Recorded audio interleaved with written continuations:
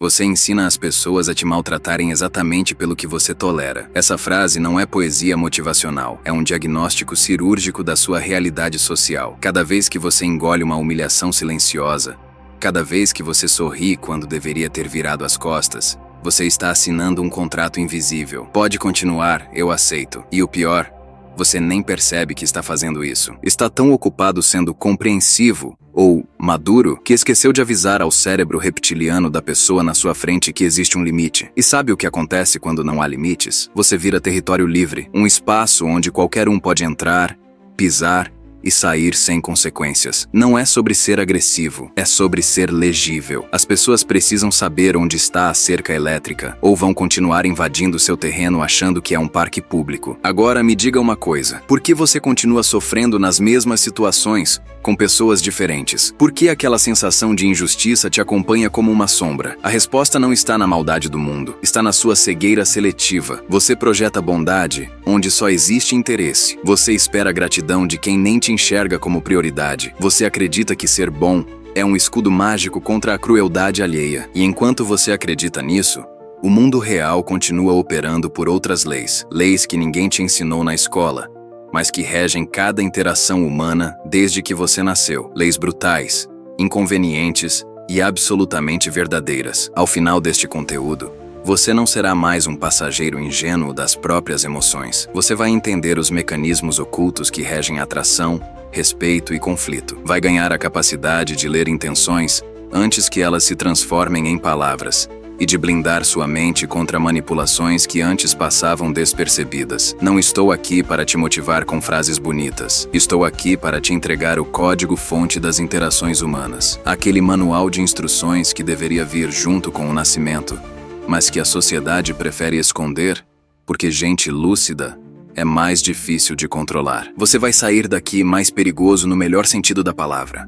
Consciente, inacessível e imune às armadilhas emocionais que drenam anos da sua vida. Se você quer parar de ser refém das atitudes alheias, fique até o último fato, porque o que vem a seguir não é conforto, é clareza. E clareza dói antes de libertar. A maioria das pessoas vive relacionamentos no modo automático. Elas reagem emocionalmente a tudo, como se fossem marionetes controladas pelos humores alheios. Alguém te ignora, você entra em pânico. Alguém te elogia, você se derrete. Alguém te critica, você passa a noite revirando a conversa na cabeça, tentando entender o que fez de errado. Esse vai e vem emocional não é sensibilidade, é falta de centro, é viver com o controle remoto da sua paz na mão de qualquer um que cruze seu caminho. E o pior, você acredita que isso é normal, que ser humano é ser vulnerável a cada variação de humor das pessoas ao redor. Não é. Ser humano é ter a capacidade de escolher suas respostas, não ser escravo das provocações externas. Você foi ensinado que ser bom é suficiente, que bondade gera bondade, que respeito atrai respeito, que amor conquista amor. Mentira piedosa. A realidade é muito mais crua. As pessoas não te valorizam pelo que você é, mas pelo que você as faz sentir. E se você está sempre disponível, sempre compreensivo, sempre disposto a perdoar, sabe o que você faz elas sentirem? Nada. Você vira mobília emocional, confortável, útil, mas invisível. Ninguém valoriza o que está sempre ali. O cérebro humano é programado para perseguir escassez, não abundância. Então, enquanto você se orgulha de ser do bem, o mundo continua premiando quem sabe quando aparecer e quando desaparecer. Essa ingenuidade psicológica tem um preço altíssimo. Você acumula ansiedade porque espera reciprocidade, onde só existe conveniência. Desenvolve dependência emocional, porque precisa da validação constante de quem, no fundo, nem pensa em você quando você não está por perto. E carrega uma sensação permanente de injustiça, aquela voz interna que grita: eu dei tanto, por que recebi tão pouco? A resposta é simples e dolorosa. Você deu errado. Não deu para quem merecia. Não deu no momento certo. E pior, deu sem criar a percepção de valor. Generosidade sem critério não é virtude. É autossabotagem disfarçada de bondade. O erro fundamental está em ignorar a natureza humana real. Você projeta seus desejos nos outros e espera que eles ajam como você agiria. Espera que sejam gratos porque você seria grato. Que sejam leais porque você é leal. Mas eles não são você. Eles operam por motivações próprias, muitas vezes inconscientes, que não tem nada a ver com o que você imagina. E enquanto você continuar esperando laranjas de uma macieira, vai colher apenas frustração. O que você precisa não é de mais motivação, é de mais realismo.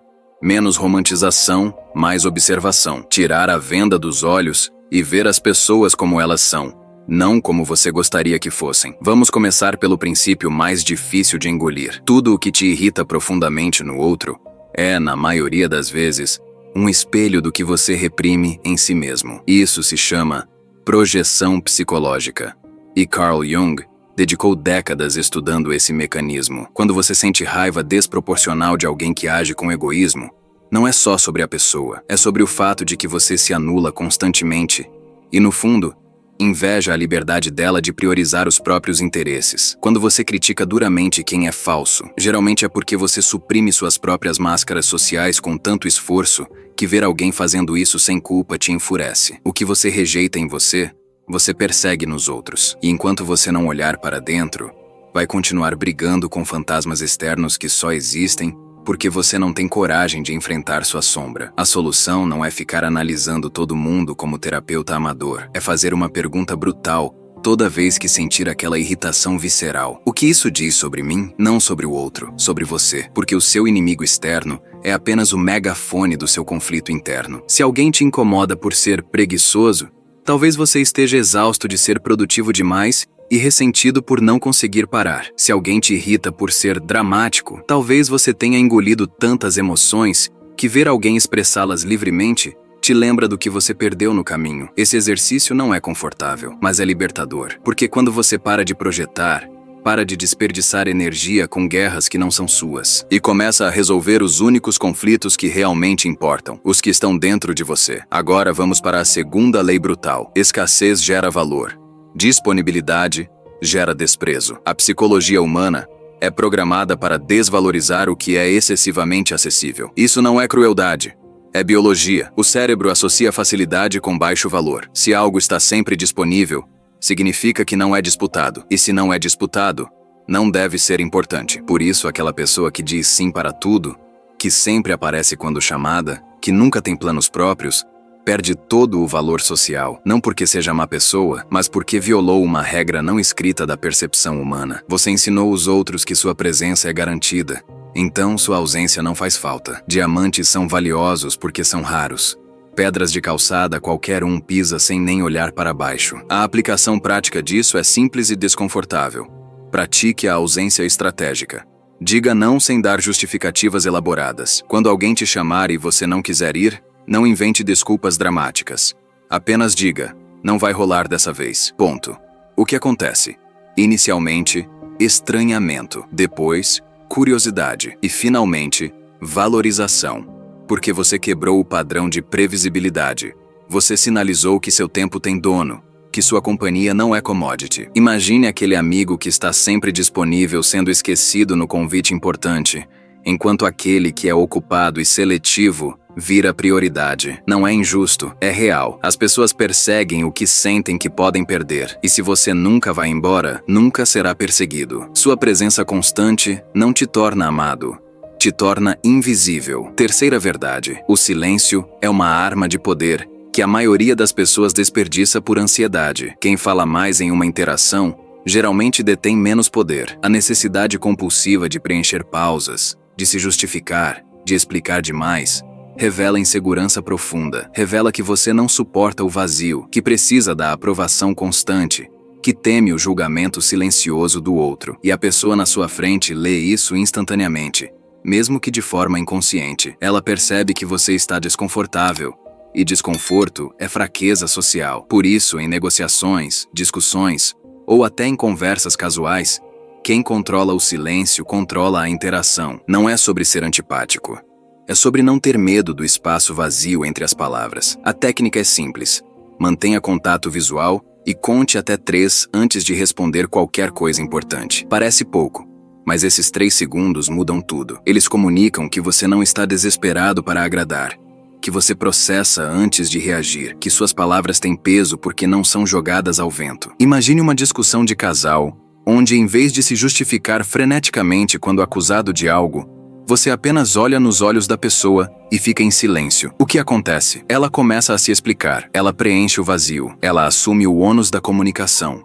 E nesse momento, sem dizer uma palavra, você venceu. Porque quem se justifica demais, entrega a própria culpa antes mesmo de ser acusado. O silêncio devolve o peso da situação para quem não sabe carregá-lo. Qual desses comportamentos você mais ignora? Comente silêncio ou espelho. Mas antes de comentar, pense de verdade. Porque reconhecer o padrão é o primeiro passo para quebrá-lo. E se você chegou até aqui, já está à frente de 90% das pessoas que preferem viver no piloto automático emocional. Agora vamos mais fundo, porque o que vem a seguir explica por que você continua em relacionamentos que já deveriam ter acabado há anos.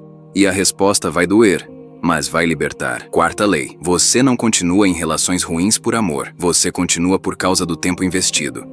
Isso tem nome na psicologia econômica: falácia do custo irrecuperável. O cérebro humano odeia perder, odeia admitir que investiu energia, tempo e emoção em algo que não deu certo. Então ele faz um truque perverso. Convence você de que já passou muito tempo para desistir agora, que seria um desperdício jogar tudo fora, que as coisas vão melhorar se você insistir mais um pouco. Mentira. O tempo que você já investiu não volta.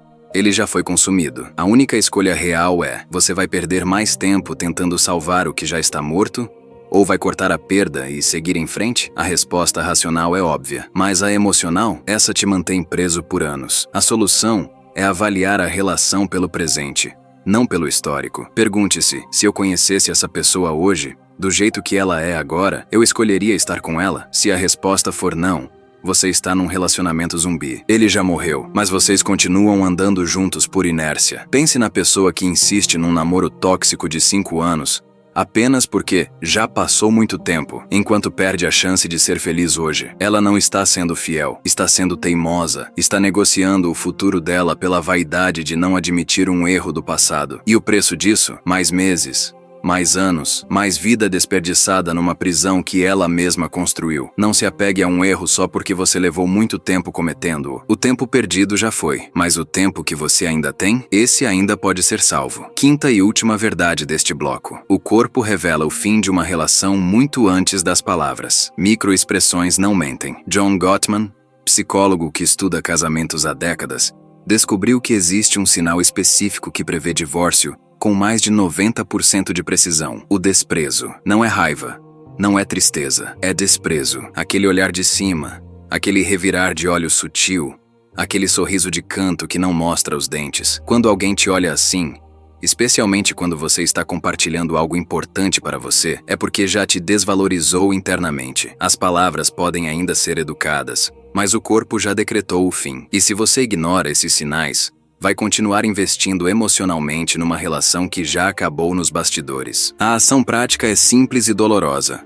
Observe a linguagem corporal das pessoas quando você fala das suas conquistas. Elas se inclinam para frente interessadas ou recuam sutilmente com um sorriso forçado? O parceiro genuinamente celebra suas vitórias ou dá aquele sorriso de desdém, como se estivesse te tolerando? Imagine contar uma novidade feliz e a pessoa dar um sorriso de canto, sem mostrar os dentes, com aquele brilho gelado nos olhos. Aquilo não é felicidade, é inveja disfarçada de polidez. E se você continuar ignorando, vai acordar um dia se perguntando quando tudo desmoronou. A resposta? Muito antes de você admitir, porque as palavras podem mentir para proteger seu ego, mas o corpo sempre diz a verdade brutal. E se você não aprender a ler essa linguagem, vai passar a vida inteira sendo enganado por discursos bonitos, enquanto ignora os sinais gritantes da realidade. Agora coloca você nessa cena. Você está em uma negociação importante ou numa discussão acalorada com alguém próximo. A tensão está no ar. As palavras começam a subir de tom e de repente a pessoa na sua frente faz uma crítica dura, algo pessoal, algo que foi calculado para te desestabilizar. Ou talvez seja uma pergunta invasiva, daquelas que vêm carregadas de julgamento disfarçado de curiosidade. O instinto grita dentro de você. Seu corpo inteiro quer explodir, ou gaguejar, ou se justificar freneticamente para provar que ela está errada. Cada célula sua pede uma reação imediata, mas você não reage. Você para, respira fundo, discretamente, e em vez de devolver na mesma moeda ou se defender, você faz algo inesperado. Mantém o olhar fixo nela. Não é um olhar agressivo, não é desafiador, é neutro, mas penetrante, e você conta mentalmente. 1, 2, 3, 4 segundos de silêncio absoluto. Nesses 4 segundos, tudo muda. O rosto dela, que estava confiante e agressivo, começa a se transformar. Primeiro vem a confusão. Ela esperava explosão ou defesa, mas recebeu vazio. Depois vem o desconforto. O silêncio pesa e ela não sabe o que fazer com ele. As sobrancelhas dela se contraem levemente. O corpo recua alguns centímetros, como se estivesse tentando escapar do próprio ataque que ela lançou. E então, incapaz de suportar o peso do silêncio que ela mesma criou, ela fala de novo. Mas agora a voz está diferente. Está gaguejando. Está tentando preencher o vazio que você recusou a preencher. Ela começa a se explicar, a justificar o que disse, a suavizar o tom, e você continua ali, calmo, apenas observando. Nesse exato momento, sem ter dito uma única palavra, você venceu. O que aconteceu? Você devolveu o peso da interação para quem te atacou. Você recusou a jogar o jogo emocional dela. E ao fazer isso, forçou ela a lidar com as próprias palavras, com o próprio desconforto, com a própria agressividade refletida de volta como um espelho. O silêncio não foi passividade.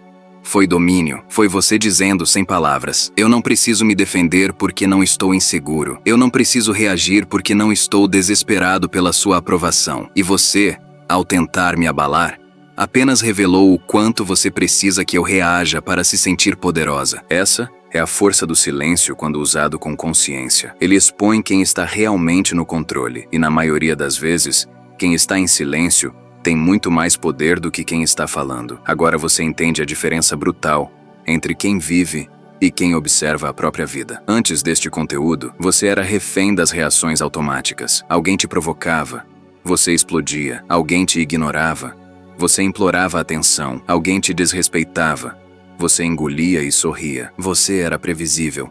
E previsibilidade é fraqueza social. Mas agora você tem o mapa. Você sabe que o problema nunca foi o mundo lá fora. Foi a sua cegueira aqui dentro. Você projetava bondade onde só havia interesse. Esperava a gratidão de quem nem sabia o seu valor. Acreditava que estar sempre disponível te tornava amado, quando na verdade te tornava invisível. E o pior, você repetia esses erros com pessoas diferentes, achando que o problema eram elas.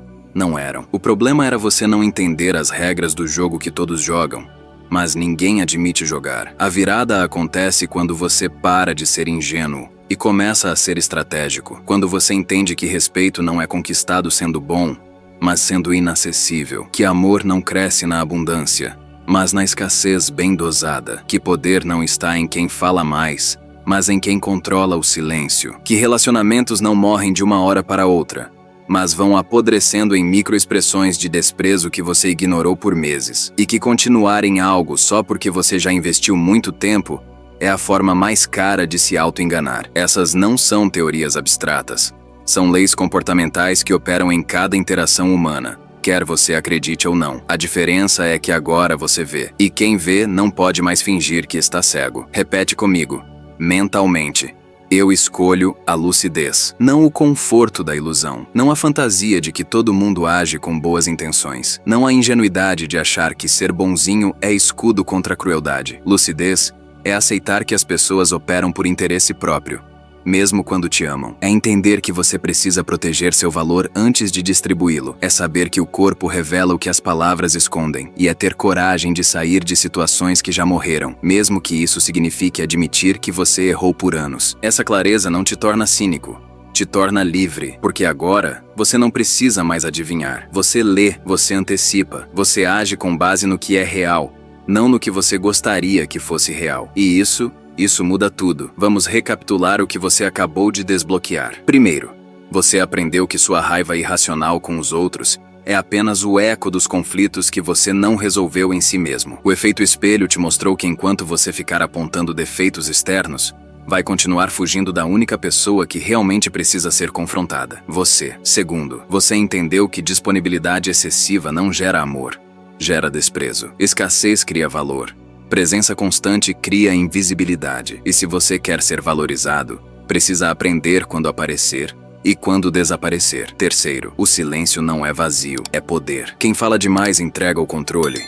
Quem domina as pausas, domina a interação. Quarto, você não está preso por amor, está preso pelo medo de admitir tempo perdido. E enquanto você negociar o futuro pelo orgulho do passado, vai continuar vivendo num relacionamento zumbi. E quinto, o corpo não mente. Microexpressões de desprezo te avisam que acabou muito antes das palavras confirmarem. Se você ignorar esses sinais, vai acordar um dia se perguntando quando tudo desmoronou, sem perceber que os destroços já estavam ali há meses. A promessa que fiz no início foi cumprida. Você não é mais um passageiro ingênuo das próprias emoções. Agora você tem o código-fonte das interações humanas. Você sabe ler intenções, proteger seu valor e escapar de armadilhas emocionais que drenam anos de vida. Isso não te torna frio, te torna consciente. E consciência é o único antídoto contra manipulação, autossabotagem e dependência emocional. Você agora está perigoso no melhor sentido, imune ao teatro social, capaz de enxergar através das máscaras